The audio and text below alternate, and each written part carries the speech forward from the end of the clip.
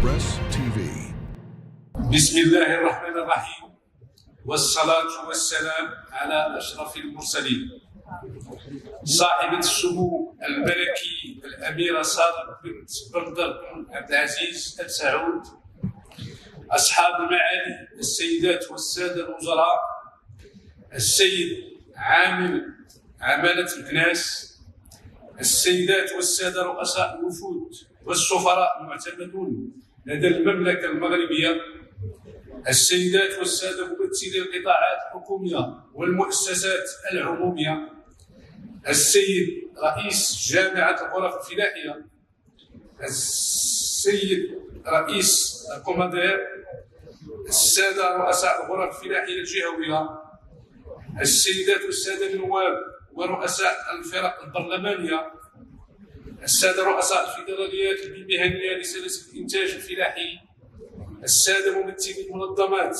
والهيئات الإقليمية والدولية، السيدات والسادة الخبراء والباحثون والأساتذة، السيدات والسادة المهنيون والفلاحون والكسابة ديالنا، السيدات والسادة ممثلو وسائل الإعلام، أيها الحضور الكريم، يشرفني أن أرحب بكم في هذه الندوة رفيعة المستوى المنظمة في إطار فعاليات الدورة 18 للملتقى الدولي للفلاحة بالمغرب، المنعقد تحت الرعاية السامية لصاحب الجلالة الملك محمد السادس نصره الله.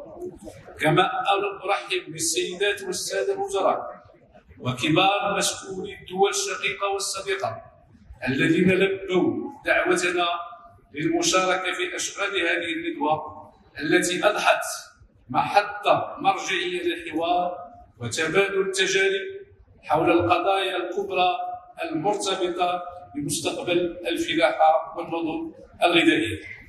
وأود بهذه المناسبة أن أتوجه بالتحية الخاصة إلى معالي وزير الفلاحة والشؤون البحرية لجمهورية البرتغال ضيف شرف هذه الدورة، وهي مناسبة متميزة لإبراز التجربة البرتغالية وما حققته من تقدم في مجال الفلاحة. حضرات السيدات والسادة، إن موضوع هذه الندوة المتمثل في الإنتاج الحيواني وتحول النظم الغذائية يعد من أولويات الاستراتيجية الوطنية لتنمية القطاع الفلاحي الجيد الأخضر التي أطلقها صاحب الجلالة الملك محمد السادس نصره الله سنة 2020.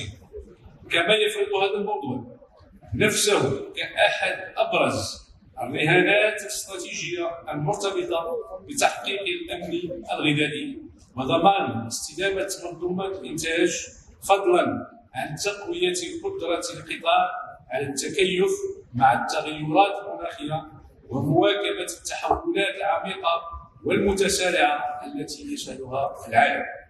حضرات السيدات والسادة، لقد واجهت بلادنا خلال السنوات الأخيرة واحدة من أطول فترات الجفاف، وهو ما كانت له انعكاسات واضحة على النشاط الفلاحي والاقتصاد القروي، وذلك في سياق دولي دقيق ازدادت حدته بفعل الأزمات الجيوسياسية المتسارعة والتحولات الاقتصادية. وأمام هذه الظرفية الصعبة وبفضل الرؤية السديدة لصاحب الجلالة الملك محمد السادس نصره الله، بادرت الحكومة إلى اتخاذ عدة تدابير وإجراءات ملموسة مكنت من ضمان استمرارية الأنشطة الفلاحية ومواكبة الفلاحين والمهنيين وتأمين تزويد السوق الوطنية بشكل منتظم. وبعد سنوات الجفاف شهد هذا الموسم والحمد لله تحسنا كبيرا في التساقطات المطرية والوضعية المائية، بما يبعث على التفاؤل ويعزز آفاق انتعاش النشاط الفلاحي. فبفضل التساقطات المطرية المهمة التي شهدتها بلادنا والتي همت مختلف المناطق الفلاحية، بلغت المساحة المزروعة بالحبوب حوالي 3.9 مليون هكتار، ويرتقب أن يبلغ إنتاج حبوب بحول الله، يرتقب أن يصل حوالي 90 مليون قنطار إن شاء الله. كما سجلت الأشجار المثمرة أداء متميزا، لا سيما الزيتون والحوامض والتمور، مما يؤكد المنح الإيجابي الذي يظهر هذا الموسم.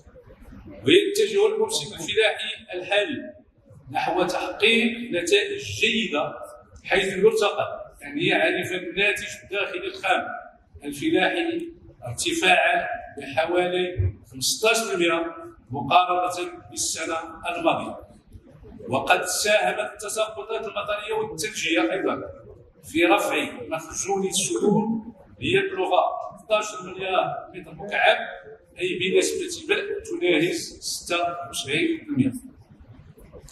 وبعد تحسن الوضعية المالية يرتقب انتعاش الفلاحة المسقية، حيث سيمكن مخزون السدود من تأمين حاجيات مياه السقي بالنسبة للزراعات الربيعية والصيفية، بالإضافة إلى إطلاق برنامج طموح للسقي خلال الموسم الفلاحي المقبل إن شاء الله.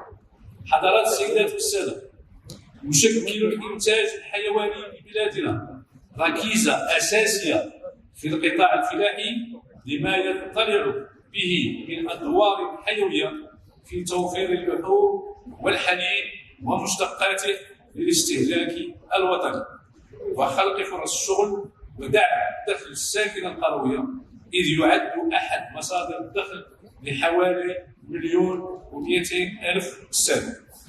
ويتوفر المغرب وفق إحصاء 2025 على ما يناهز 33 مليون رأس من الأغنام والماعز والأبقار والإبل، وهو ما يمكن من إنتاج حوالي 530,000 طن من اللحوم الحمراء ونحو 2 مليار لتر من الحليب سنويا.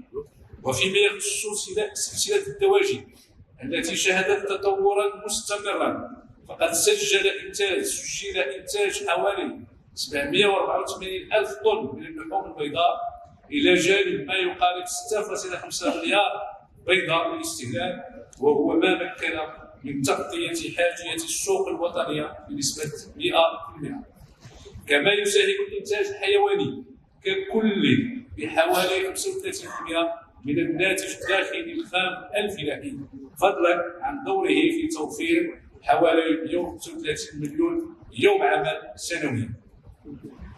حضرات السيدات والسادة، لقد حظيت سلاسل الإنتاج الحيواني بمكانة مهمة في الاستراتيجية الفلاحية التي اعتمدتها بلادنا، مما مكن من تحقيق مكتسبات مهمة همت تطوير الإنتاج وتحسين الإنتاجية وضمان تلبية الحاجيات الوطنية، فضلا عن تعزيز التنظيم المهني وتشجيع الاستثمار.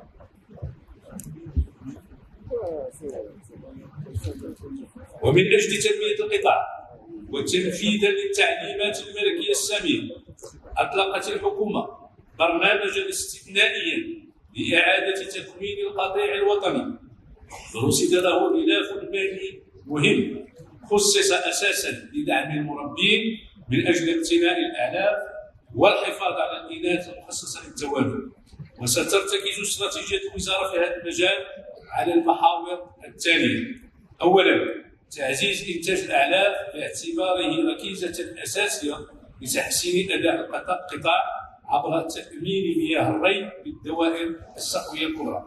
ثانيا، العمل على تعزيز منظومة السلامة الصحية الحيوانية عبر تقوية اليقظة الوبائية والمراقبة الصحية والتلقيح ضد الأمراض المعدية.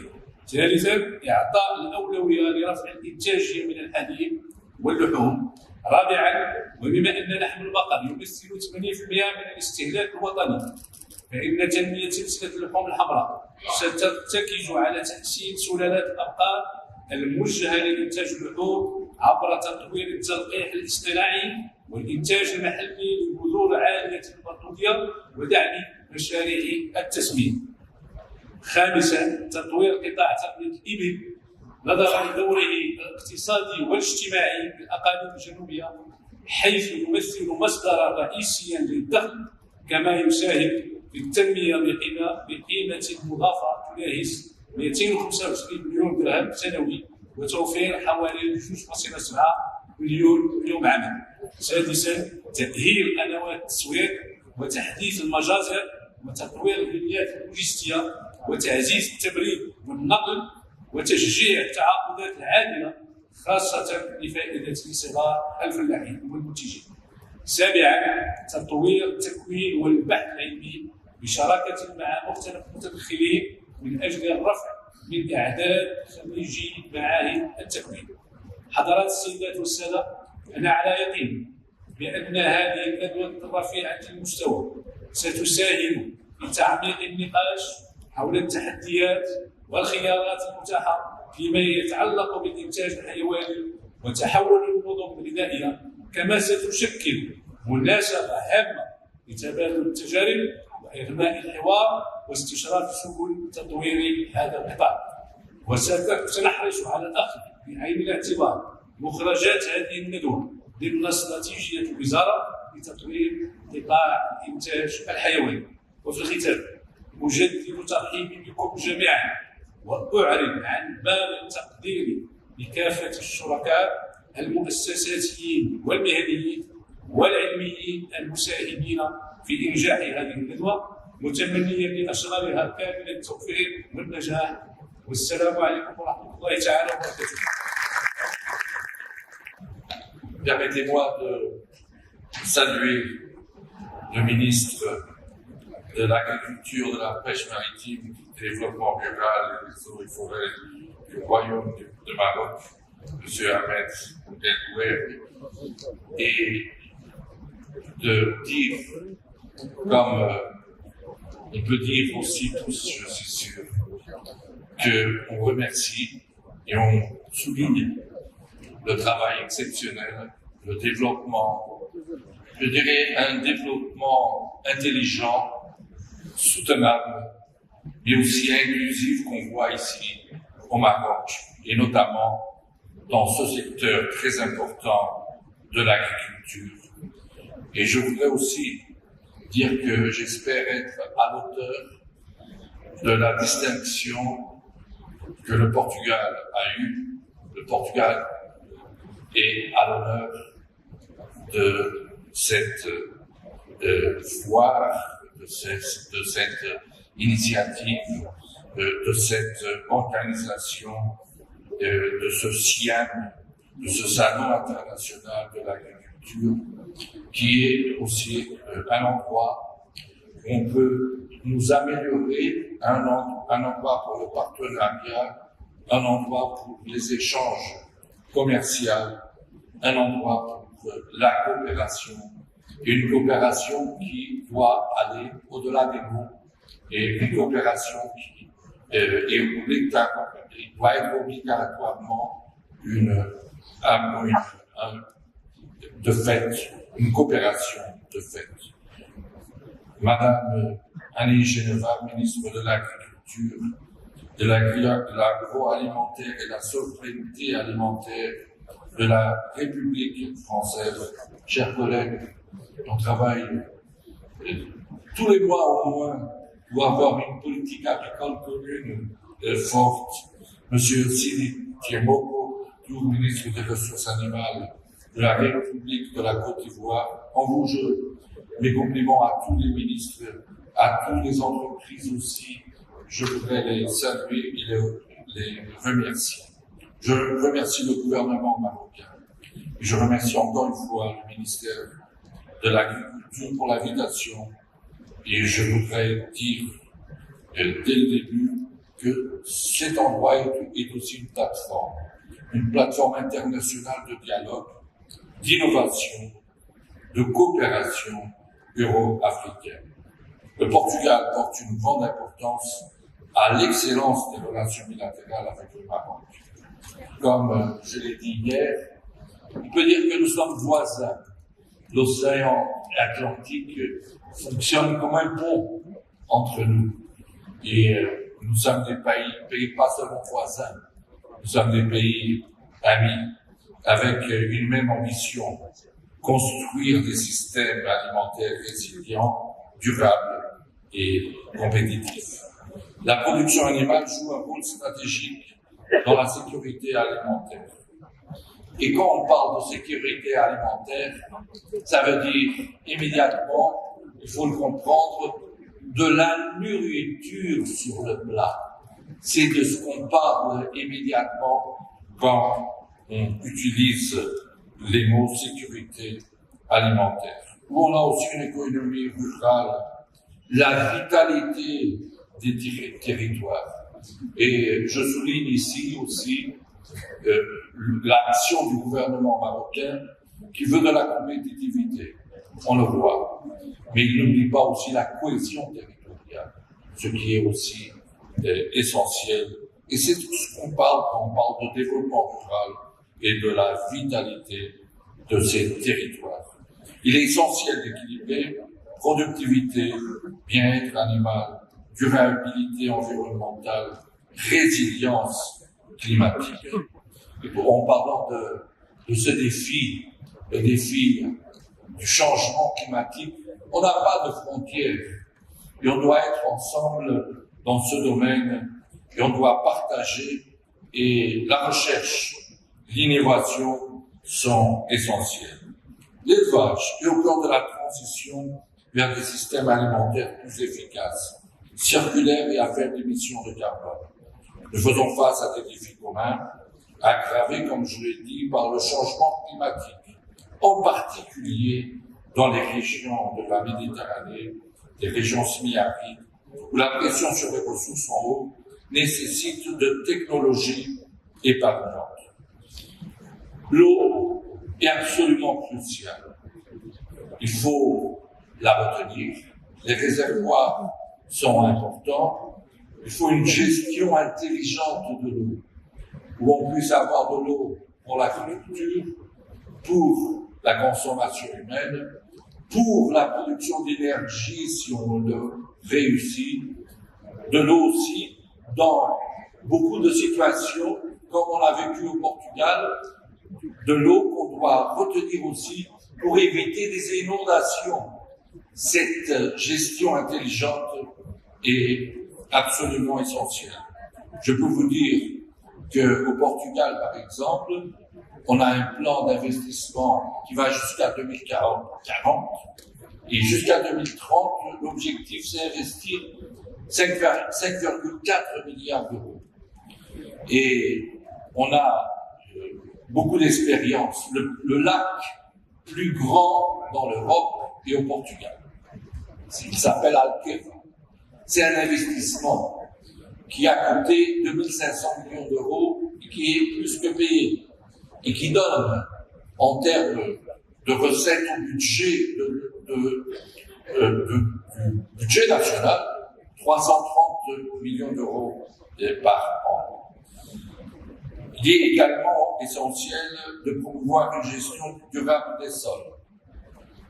Il est aussi essentiel de travailler ensemble pour une recherche avec des objectifs concrets. Je parle des questions de santé animale, où on n'a pas non plus de frontières. Il faut être ensemble.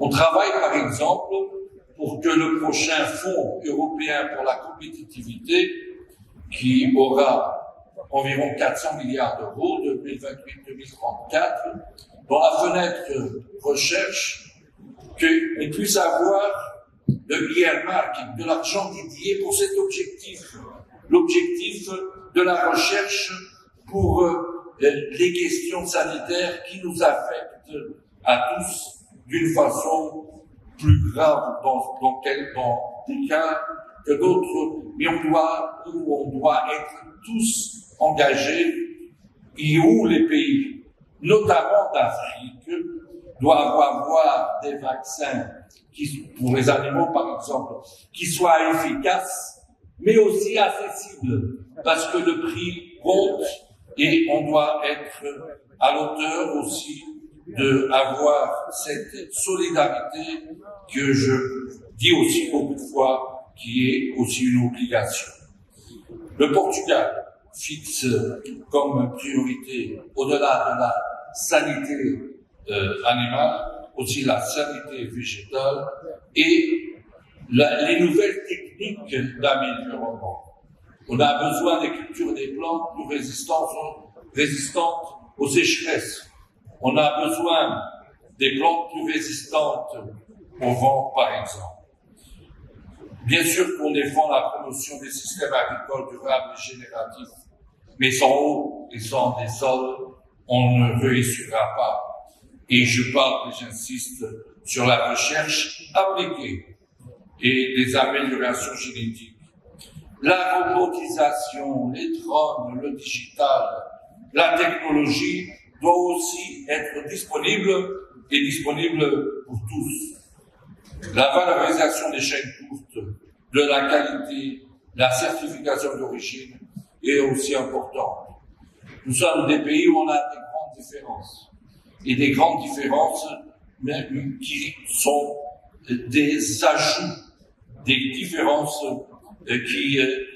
d'origine même, qui signifient aussi de la biodiversité, mais aussi des savoirs et des saveurs qui sont uniques. Nous souhaitons renforcer la coopération scientifique, comme je l'ai dit, entre les instituts de recherche pour l'échange de connaissances. Nous promouvons aussi également des partenariats commerciaux sur l'innovation, l'exportation et l'exploration des possibilités de co-investissement, ainsi que la formation technique pour les jeunes agriculteurs et techniciens. Et dans les pays comme les miens, et surtout dans l'Europe, une des grandes priorités est le renouvellement de génération des jeunes agriculteurs.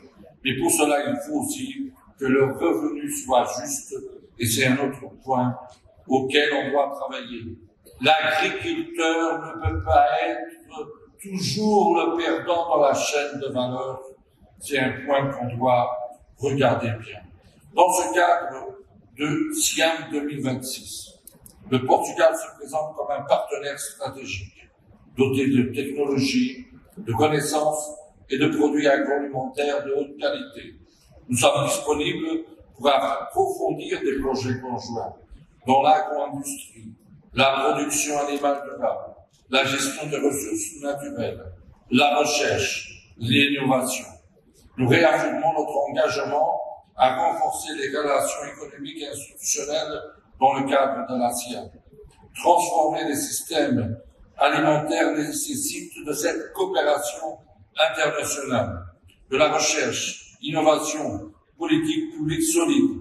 Le Portugal réaffirme son engagement envers les objectifs de développement durable, l'accord de Paris, la construction de systèmes alimentaires résilients et inclusifs. La production animale durable fait partie de la solution pour garantir une alimentation sûre et nutritive aux générations futures.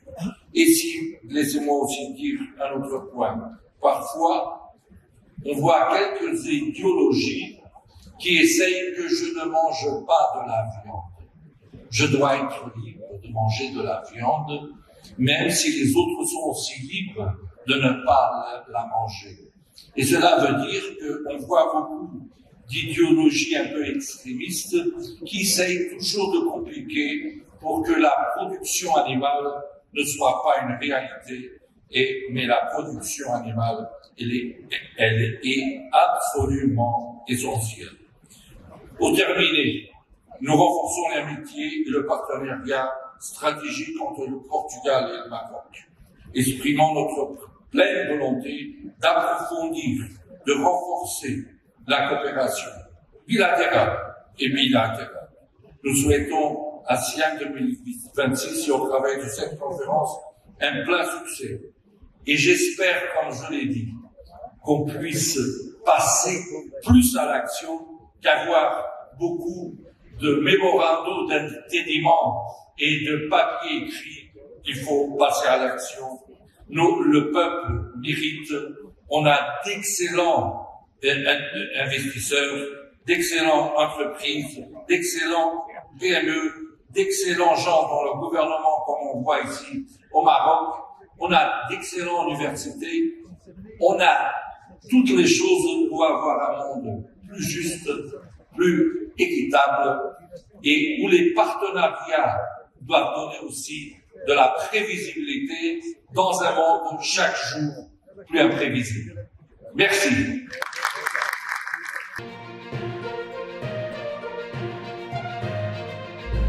Express TV.